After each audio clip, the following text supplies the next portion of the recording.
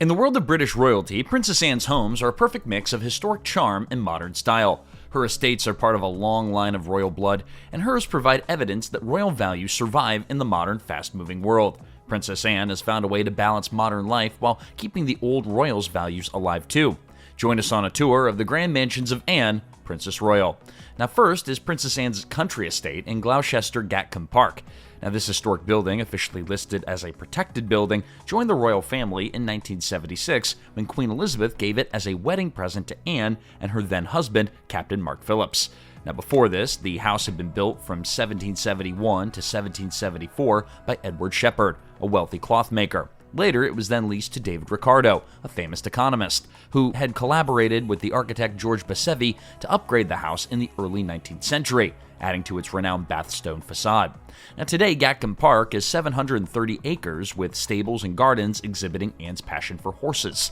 Princess Anne, who is specifically known as a horse enthusiast, has transformed the estate into a center for British everything. The estate holds the Festival of British Eventing, where dressage, show jumping, and cross-country competitions are held every August for top riders and crowds. The main part of the house is an equal representation of ancient grace and posh royal accommodation, having 5 main bedrooms, 4 guest bedrooms, several reception rooms, a library, and a billiard room, and a conservatory. The neighboring farm is also reported to be bustling with livestock, which reflect the estate's self-reliance. A glimpse inside, shared during a video call in the early days of the COVID-19 pandemic, revealed a home that feels cozy and practical, reflecting Princess Anne's preference for comfort over luxury. Her home is warm and livable, unlike the grand palaces that people usually imagine for royals. After her divorce from Captain Mark Phillips in 1992, he moved to nearby Aston Farm, while Princess Anne stayed at Gatcombe with her second husband, Sir Timothy Lawrence. They both balanced their royal duties with running the estate. Anne often talks about the estate's financial independence. Gatcombe is also a family gathering place. Anne's children, Peter Phillips and Zara Tyndall, and their families live in cottages on the property. Zara, like her mother, is deeply involved in equestrian sports and lives at the estate with her husband, Mike Tyndall, and their children, continuing the family's horse riding legacy. Besides being a royal home, Gatcombe Park is surrounded by beautiful nature. Its woodlands, lake, and trails host public events, though the main house remains private except during certain equestrian events. Here, natural beauty and royal history come together, showing the royal family's strong connection to the countryside and horse sports. Next on the list of the tour is Princess Anne's official city house, St. James Palace, located in the center of London, one of the oldest royal residences in Britain. This palace was constructed by King Henry VIII between 1531 and 1536. Its primary functions include housing royals like Princess Anne in London and holding significant governmental functions. St. James Palace is essential to her job in London, even if Gatcombe Park is her primary residence. Anne was born close by at a Clarence house in 1950, and she's always been associated with this landmark.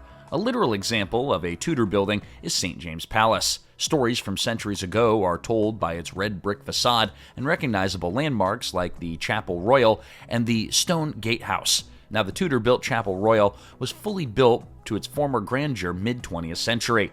The palace's interior blends essential modern improvements with vintage beauty. The chapel's entrance is embellished with graceful Corinthian pillars that merge Tudor and later styles, and its ceiling was modeled after Roman temples. Each year, the state's residences hold over 100 royal events, many of which benefit charitable causes. Redesigned in 1924, the throne room is distinguished for its royal grandeur.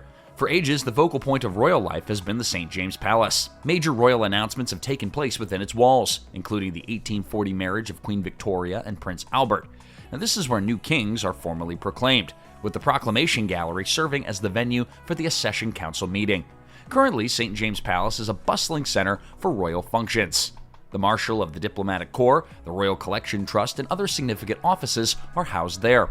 As a live representation of the monarchy's lasting history, it continues to play an essential role in British royal life by fusing tradition and temporary function. In the heart of London, Clarence House whispers tales of royal lives, past and present, unfolding as vivid representations of architectural majesty and domestic intimacy. The house was built between 1825 and 1827, and the residence sprang up from the creative genius of John Nash, a luminary in the field of architecture.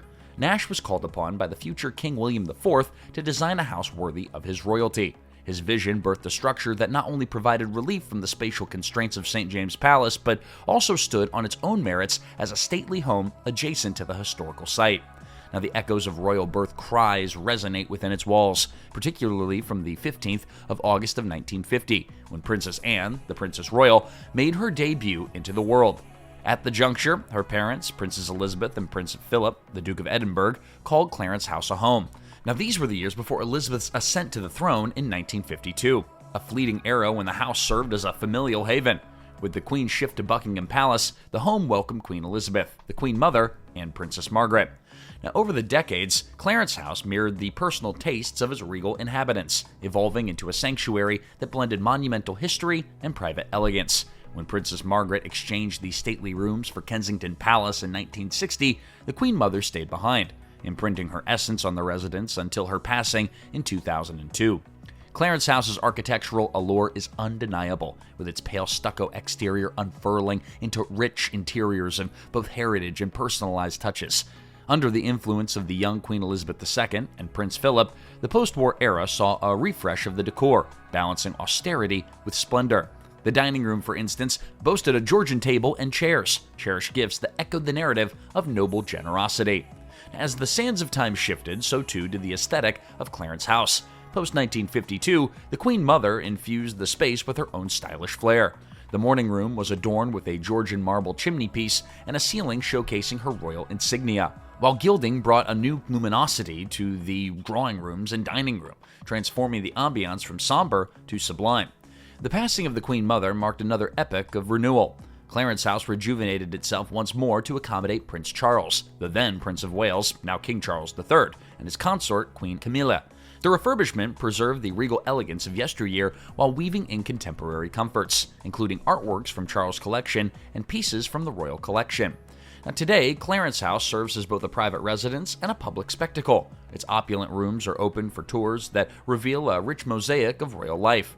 The residence not only continues to support the day-to-day engagements of King Charles III and Queen Camilla, but also serves as a bridge between regal heritage and the modern-day monarchy, ensuring its relevance and resonance well into the future. In the heart of Norfolk, England, the stately Sandringham House unfolds its chapters of royal history with a twist of sublime design and a dash of family intrigue. Gifted by Queen Victoria in 1862 to her son, the future King Edward VII, this resplendent estate has evolved from a cozy Georgian mansion into a voluminous retreat, resplendent in jab and flair. Architect A.J. Humbert, seizing the vision of a young and vivacious Prince of Wales, spearheaded the initial transformation in 1871. The estate expanded into a haven fit for royal festivities with the inclusion of a ballroom and even a bespoke bowling alley inspired by Edward and admired in Staffordshire, echoing the prince's penchant for grandeur and entertainment. But disaster struck in 1891 when a fierce fire ravaged parts of Sandringham, setting the stage for a spirited phase of architectural resurrection. Fireproofing joined the list of essentials as the house rose from the ashes with further enhancements shepherded by architect W. Edis in the 1800s. Now, these additions included robust yet elegant spaces, including a sprawling single-story ballroom. The blend of Georgian foundations, Jacobean expansions, and Victorian nuances created a visual symphony accentuated by the rich interiors, which owe much to Queen Alexandra. Following King Edward VII's era, her keen eye for detail nurtured the estate's inner sanctum, adorning it with sumptuous fireplaces, intricate woodworks, and a treasure trove of artifacts ranging from Queen Mary's Oriental jade to resplendent Fabergé pieces. Now, the external grandeur of Sandringham is equally captivating, with its meticulously crafted gardens offering both formality and whimsical retreats, like the quaint summer house christened the Queen's Nest. The evolution of these gardens saw the hand of Sir Geoffrey Jellicoe in the late 1930s, who infused the northern expanse with a modern breath of landscaping artistry. Within its walls, Sandringham has not just been a backdrop for royal leisure, but a vibrant home that's pulsing with life through holidays and family gatherings. Princess Anne, among others, has woven many of her memories here amidst the intimate yet regal confines of the estate. The house is legendary for hosting spirited Christmas celebrations where royals exchange gag gifts and a cheeky nod from Queen Elizabeth II to sidestep the quandary of the perfect present. Acting as the beacon of royal duty, Sandringham doubles as a working estate embracing organic farming and sustainable practices. With over 200 dedicated staff members, its commitment to conservation is palpable, boasting vast stretches of newly planted forests and an unwavering dedication to recycling. Since 1977, when Queen Elizabeth II opened this majestic estate to the public to commemorate her Silver Jubilee, Sandringham has invited the world to wander through its splendid corridors, delve into its rich decor, and stroll in elaborate gardens. For the casual visitor or the ardent historian, Sandringham offers a peek into the private lives of British royals, remaining a cherished emblem of heritage and a repository of countless personal anecdotes and royal traditions. And that concludes our tour of Princess Anne's royal homes. Her practical, contemporary lifestyle and her strong ties to heritage are exquisitely reflected in each of her residences. Princess Anne has genuinely made these places her own. From the splendor of St. James Palace in London, a Tudor masterpiece that's essential to royal responsibilities and other functions, to the serene countryside of Gatcombe Park in Gloucestershire, where her passion for equestrian sports will flourish. We also talked about the royal family's beloved retreat at Sandringham House, a timeless representation of British tradition, and her birthplace at Clarence House, which is steeped in family history.